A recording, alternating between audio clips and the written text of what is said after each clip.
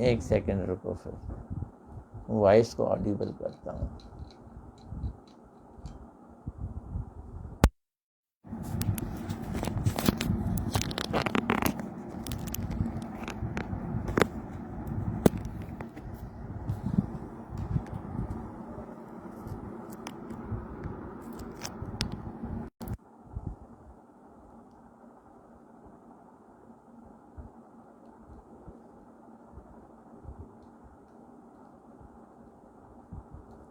हरे कृष्णा। अब बताओ, अब आवाज़ आ रही है?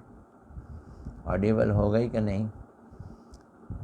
मैंने जो ये लगाई हुई थी पिन, वो ठीक नहीं थी। अब मेरे हिसाब से वॉइस ऑडिबल होनी चाहिए। मुझे जवाब दो तो मैं आगे बढ़ूं। श्रील प्रभुपाद जी का उपदेशामृत हम सुन रहे हैं।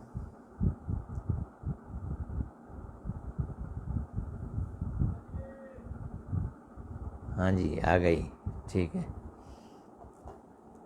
मैं कह रहा था कि अभी श्री रमन बिहारी गौड़िया मठ में 10 दिन तक बच्चों का कार्यक्रम समर कैंप हुआ। बहुत सुंदर ढंग से हुआ। कल ही संपन्न हुआ। और 135 बच्चे आए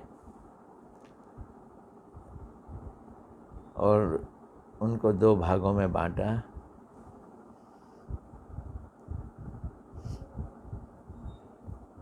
तो जिन्होंने ये कार्यक्रम किया उनको धन्यवाद। वर्षा जी और सीमा जी हर रविवार को बच्चों का कार्यक्रम करती हैं, LG के नाम से, लिटिल गौड़ियाज। मैं इसलिए उत्साहित हूँ कि छोटे छोटे बच्चों को भक्ति में लगाना, उनको तत्व संबंध समझ ना भी आए, लेकिन उनके मुख से हरे कृष्णा बुलवाना, उनसे कीर्तन करवाना, उन्हें श्लोक सिखाना और फिर इतना कुछ भक्ति का मसाला उनके अंदर फिल कर देना, ये वास्तव में बहुत कल्याणकारी है। ये बच्चे आगे जाके बड़े होंगे और हमारा भविष्य बनाएंगे। खैर, हम प्रभुपाद जी से अपना भविष्य बनाने की बात सोचते हैं। नमो विष्णुपदाय राधिकाय प्रियात्मने श्रीमद् भक्ति वेदांत नारायण गोस्वामी इति नामने। श्री कृष्ण लीला कथने सुदक्षम उदारे माधुर्य गुणैश्च युक्तम वरम वरेण्यं पुरुषं महांतम नारायणं त्वां शिरसा नमामि।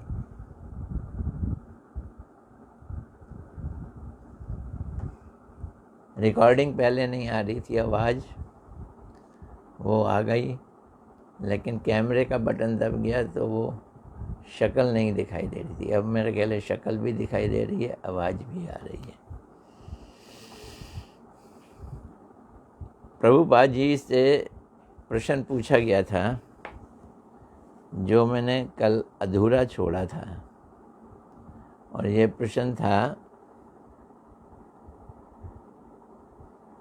किसकी सेवा सर्वश्रेष्ठ है? किसकी सेवा सर्वश्रेष्ठ है? हम सेवा करते हैं, किसकी सेवा सबसे अच्छी है? तो पद्म पुराण में से श्रील प्रभुपाद जी ने एक कोट दिया था, जगत में जितनी प्रकार की पूजाएं प्रचलित हैं, उन पूजाओं में भगवान श्री हरि की पूजा ही सर्वोत्तम है। हरि का मतलब विष्णु, नारायण, राम, कृष्णा, ये एक ही कैटेगरी में आ जाते हैं। हरि की पूजा सर्वोत्तम है। जो इन सर्वोत्तम पूज्य भगवान श्री हरि की पूजा करते हैं, वो लोग जो श्री हरि की पूजा करते हैं वो कैसे हैं? श्री हरि की पूजा सर्वोत्तम है, और जो उनकी पूजा करते हैं, श्री हरि की वास्तव में पूजा करते हैं, वो कैसे हैं? उन भगवत भक्तों की पूजा और भी अधिक श्रेष्ठ है।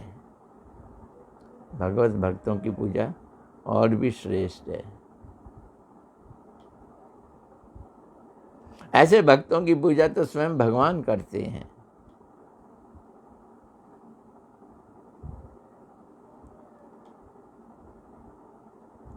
तो भक्त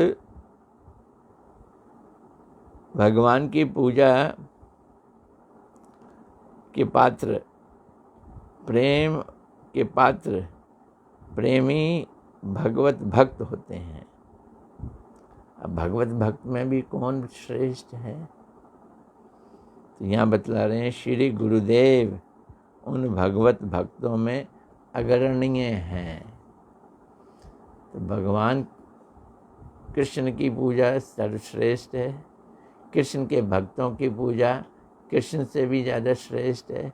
भक्तों में सर्वश्रेष्ठ गुरु हैं, इसलिए गुरुदेव की पूजा सबसे अधिक सर्वश्रेष्ठ है। यह निचोड़ बतलाया था श्रील भक्ति सिद्धांत सरस्वती ठाकुर प्रभुपाद जी ने।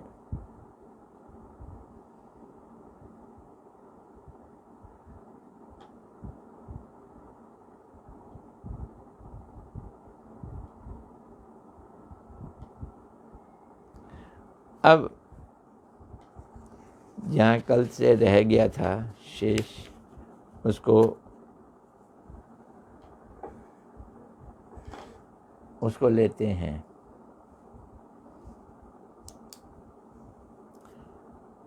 श्रील प्रभुपाद जी कह रहे हैं,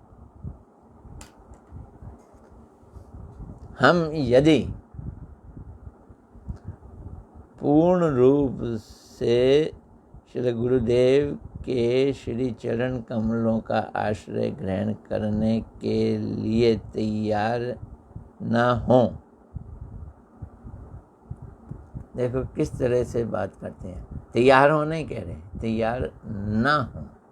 पूर्ण रूप से शरण ग्रहण करने में अगर हम तैयार ना हों, फिर तो जितने परिमाण में हम शरण नहीं ले रहे, उतने परिमाण में हम कपटी हैं। प्रभुपाद जी कह रहे हैं, जितने परिमाण में हम कपटता करेंगे, यानी शरण नहीं लेंगे,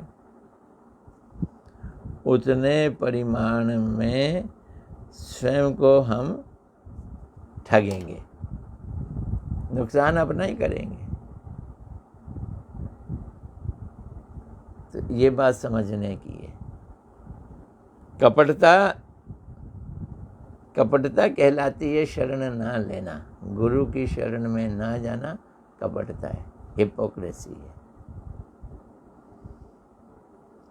हमें ये बात सर्वदा स्मरण रखनी चाहिए, अन्यथा सद्गुरु चरण आश्रय करने पर भी हमारा कुछ विशेष उपकार नहीं होता। अब देखो, सद्गुरु के चरण आश्रय लिया है पर उपकार नहीं हो रहा, क्योंकि हमने पूर्ण रूप से आश्रय नहीं लिया। क्या किया हमने कपटता दिखा दी। कपटता के कारण हमको पूरा उसका फायदा नहीं मिल सकता। समस्त मंगलों के भी मंगल स्वरूप भगवान श्री कृष्णचंद्र ने कृपा पूर्वक हमारे कल्याण के लिए हमें जिनके हाथों अर्पण किया है, किनके हाथों अर्पण किया है, वही तो गुरु हैं। यदि मैं संपूर्ण रूप से उन श्री गुरुदेव के चरण कमलों का आश्रय ग्रहण ना करूं, समर्पण ना करूं, अपना सर्वस्व उन्हें ना देकर कपटता करूं, तो वे संपूर्ण रूप से हमारा मंगल कैसे करेंगे। हॉस्पिटल के बेड पे, ऑपरेशन थिएटर पे पेशेंट 100% समर्पण कर देता है। अगर उस समय वो हिले डुले नहीं नहीं नहीं करे, उसको सुला दिया जाता है, उसको एनेस्थीसिया लगाकर उसका पूर्ण समर्पण करवा दिया जाता है, तभी डॉक्टर उस पर ऑपरेशन कर सकता है। ऐसे ही हमारा हाल है, संपूर्ण रूप से समर्पण गुरु के आगे, फिर गुरु हमारा ऑपरेशन करेगा। यदि हम हृदय से संसार के प्रति आसक्त होकर बाहर से लोगों को दिखाने के लिए भक्ति का ढोंग करें, अब ये भी बड़ी मुश्किल बात है। कई लोग भक्ति दिखावे के लिए करते हैं, नाम हो जाए ये बड़े अच्छे भक्त हैं। मैं समझता हूँ कि ये पुराने ज़माने में ज़्यादा होता था। पुराने ज़माने में तिलक लगा लेना, कंठियाँ पहनना, धोती कुर्ता पहनना, ये भक्तों की निशानी थी। और जो बेवकूफ़ बनाना चाहते थे वो भी ऐसा रूप बना लेते थे, ढोंगी बाबा। लेकिन आजकल कोई खामा ढोंगी रूप नहीं बना सकता। अब फैशन नहीं है, कोई सिर मुड़वा ले, तिलक लगा ले, धोती कुर्ता पहन ले, ये दिखाने के लिए कि मैं भक्त हूँ।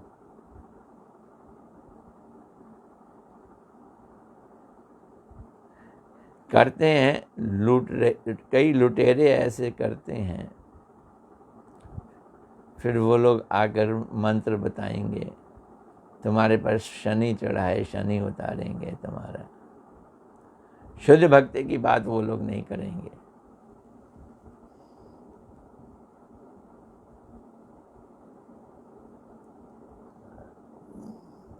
तो सर्वज्ञ गुरुदेव हमारे इस ढोंग को जानकर हमारी वंचना कर देंगे। गुरुदेव से क्या मिलेगा तुमको?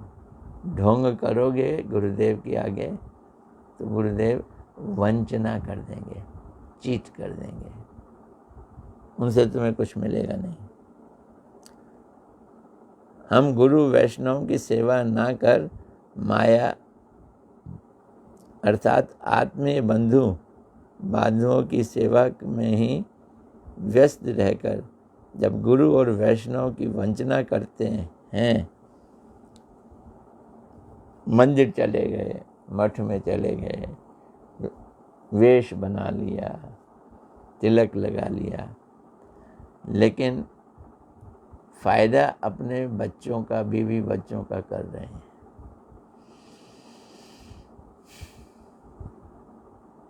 उनके लाभ के लिए ऐसा कर रहे हैं। गुरु सेवा का हमारे अंदर भाव नहीं है, तो नुकसान किसका होगा? किसका नुकसान होगा? तब अंतर्यामी श्री गुरुदेव कृपा पूर्वक हमसे कहते हैं, तुम मेरे शिष्य नहीं बने, मुझे समर्पण नहीं किया, तुम मेरे शिष्य नहीं बने, और मेरे से सब कुछ चाहते हो। गुरु हैं कौन? साक्षात हरित्वेन समस्त शास्त्र, हरि जैसे ही हैं। जो हरि दे सकते हैं वो गुरु दे सकते हैं।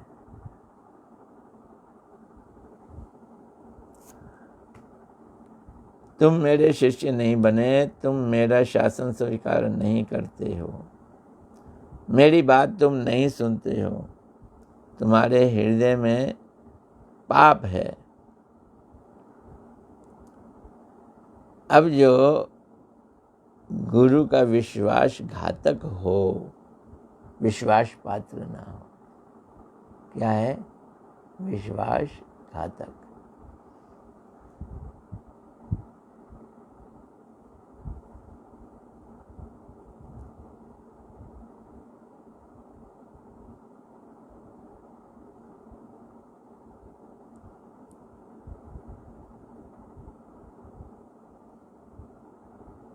यदि हम हृदय में संसार के प्रति आसक्ति रखकर बाहर से लोगों को दिखाने के लिए भक्ति का ढोंग करें, तो सर्वज्ञ श्री गुरुदेव हमारे इस ढोंग को जानकर हमारी वंचना कर देंगे।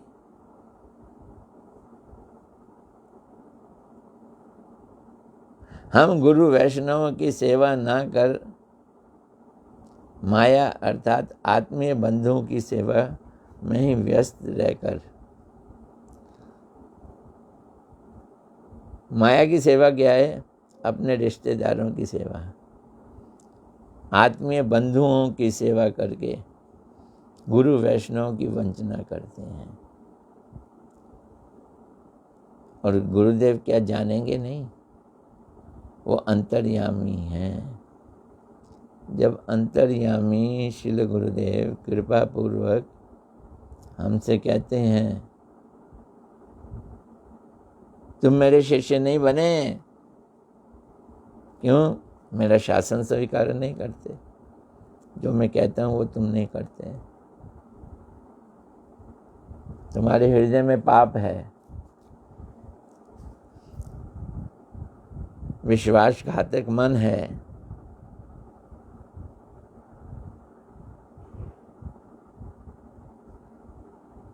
तो विश्वासघातक मन की बात एवं संसारी लोगों के आदर्श एवं विचारों की बात सुनने के कारण हम गुरु की शरण में नहीं जाते हैं।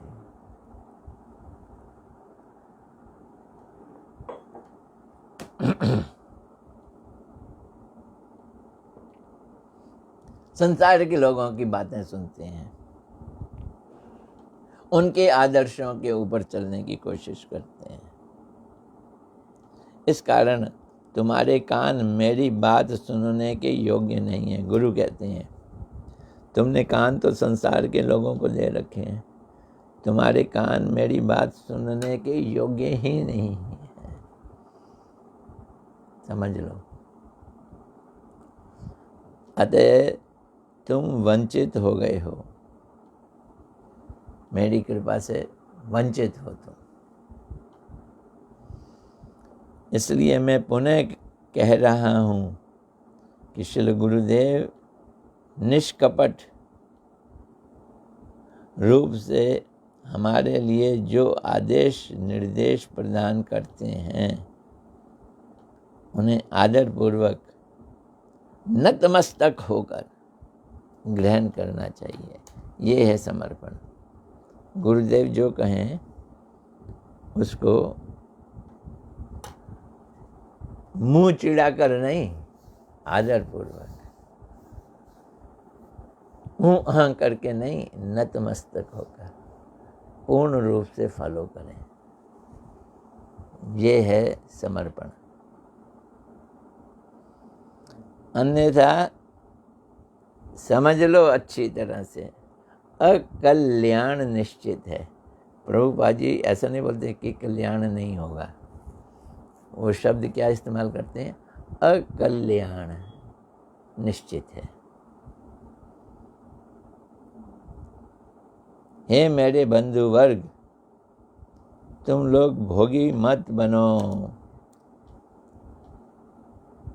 एक यही बड़ा कठिन कार्य है।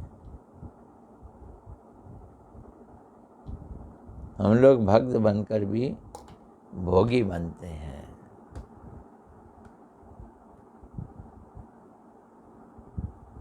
भगवान को भी भोगते हैं, गुरु को भी भोगते हैं। भोगी मत बनो, सेवक बनो। इंद्रियों के द्वारा विषय भोग मत करो, क्योंकि ये सारा जगत श्री गुरुदेव का उपकरण है। याद रखना, मंदिर ही नहीं, जगत सारा श्री गुरुदेव का उपकरण है और कृष्ण सेवा की वस्तु है।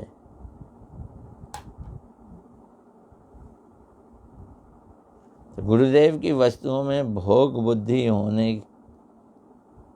के समान मंगल नहीं हो सकता।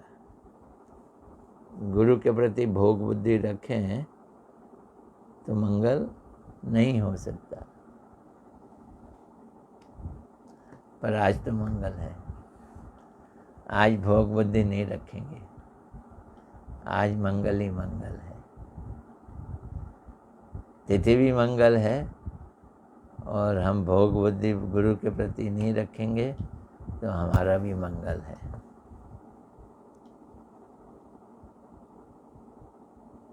तो गुरुदेव की वस्तुओं में भोग बुद्धि होने से मंगल नहीं हो सकता। प्रत्येक वस्तु में गुरु संबंध दर्शन नहीं करने से अमंगल अनिवार्य है।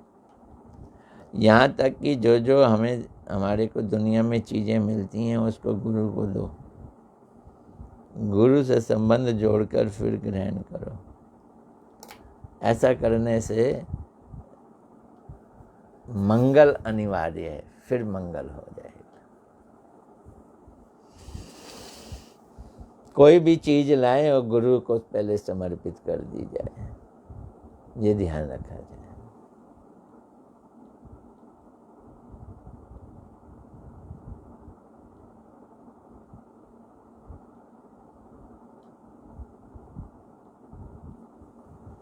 अब एक प्रश्न आया है, बहुत गहरा प्रश्न है।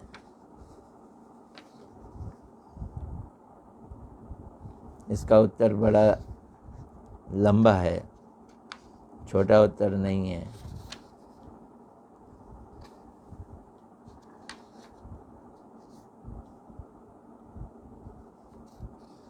पूरी गीता ही समझ लो एक किस्म से। प्रश्न ये है, प्रभुपाद आप कृपा पूर्वक गीता के इस श्लोक सर्वधर्मान् परित्यज्य माम एकम शरणम व्रज, इस श्लोक का अर्थ हमें बतलाइए। तो श्लोक का अर्थ प्रभुपाद जी ने काफ़ी लंबा चौड़ा बतलाया है, मैं उसे अधूरा नहीं रखना चाहता। कोशिश करेंगे कल की क्लास में उसको पूरा करें। आज यहीं पे छोड़ रहा हूँ मैं। हरे कृष्णा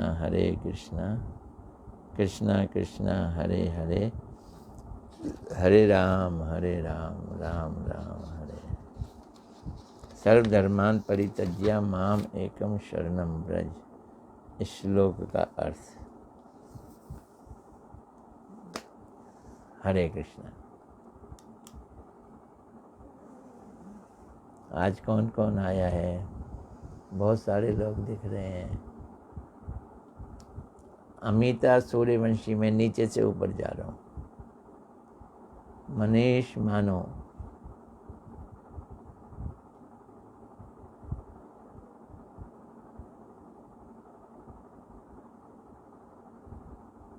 ऊपर से ही लेना पड़ेगा।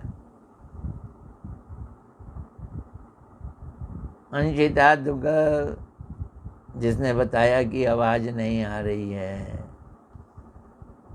मुझे समझ आ गया है आवाज़ क्यों नहीं आती। अंशिता दुग्गल, अनंग मंजरी, हरे कृष्णा।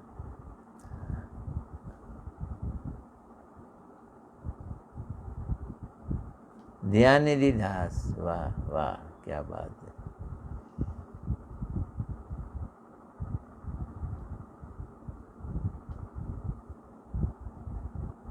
फिर उन्होंने कहा आवाज़ आ गई।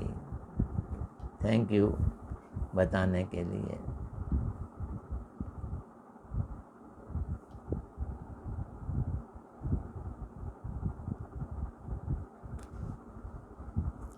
दयानिधि दास ने भी कहा अब आवाज़ आ गई, यस कमिंग। फिर उसके बाद आई दीपा बिष्ट। दीपा बिष्ट जी, हरे कृष्णा, दंडवत प्रणाम। तो दयानिधि जी भी दंडवत प्रणाम, हरे कृष्णा। अनंग मंजरी को भी दंडवत प्रणाम। अब एक ही परिवार से तीन तीन लोग आज तो दिख रहे हैं। तमाल कृष्ण दास, अनंग मंजरी के पिताजी भी दिख रहे हैं।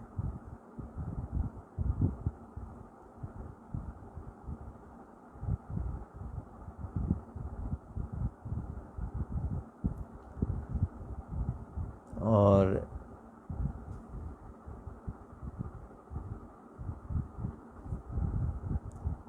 उसके बाद मनीष मानो, इंदु आहूजा, ये भी इन्हीं के परिवार से। मिसेस तमाल कृष्णदास, इंदु आहूजा, एक ही परिवार से तीन जने हो गए। मनीष मानो, अमिता सूर्यवंशी, दयानिधि दास, सबको हरे कृष्णा, दंडवत प्रणाम, हरे कृष्णा।